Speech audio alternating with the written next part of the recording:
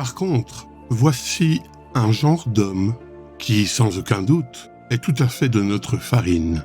Ce sont ceux qui aiment bien entendre ou raconter eux-mêmes des miracles ou des prodiges inventés.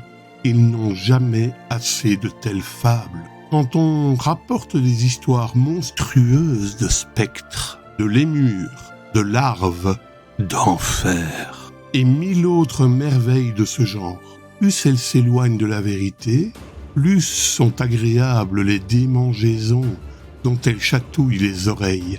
D'ailleurs, cela sert à merveille, non seulement à soulager l'ennui des heures, mais aussi à procurer quelques profits, surtout pour les prêtres et les prédicateurs. Or, ceux-ci ont pour proches les gens qui nourrissent la folle conviction, cependant bien agréable, que s'ils aperçoivent un Polyphème, Saint Christophe en bois ou peint, ils ne mourront pas de la journée. Si on salue avec les paroles prescrites une statue de Sainte Barbe, on reviendra sain et sauf du combat.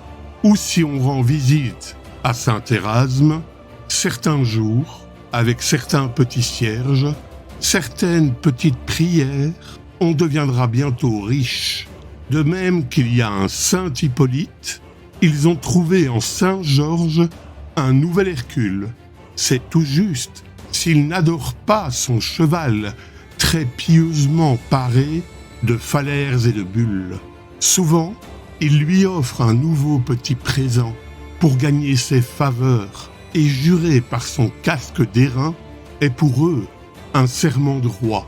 Que dire de ceux qui se bercent agréablement de pardons imaginaires accordés à leurs crimes, qui mesurent avec des clepsydres les durées du purgatoire, calculant sans la moindre erreur siècles, années, mois, heures, comme d'après une table mathématique, et de ceux qui s'appuient sur certaines petites formules ou prières magiques qu'un pieux imposteur a inventées pour son plaisir ou son profit, et s'en promettent tout, richesse, honneur, plaisir, abondance, santé, toujours florissante, très longue vie, verte vieillesse, et pour finir, une place au paradis, auprès du Christ, mais le plus tard possible, quand les voluptés de cette vie les abandonneront, malgré leurs efforts opiniâtres pour les retenir, et céderont la place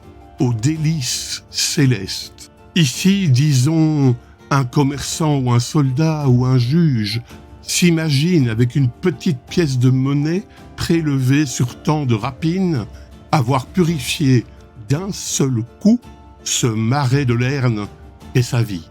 Et maintenant, est-ce que ce n'est pas à peu près la même chose quand chaque pays revendique pour lui-même un saint particulier, lui confère des attributions particulières, lui rend un culte avec des rites particuliers?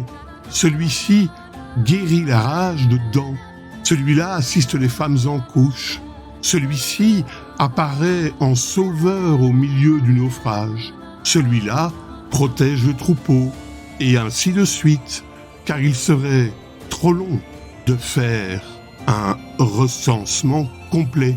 Il y en a qui à eux seuls valent pour plusieurs choses, surtout la Vierge Mère de Dieu, à qui le commun des hommes attribue plus de pouvoir qu'à son Fils.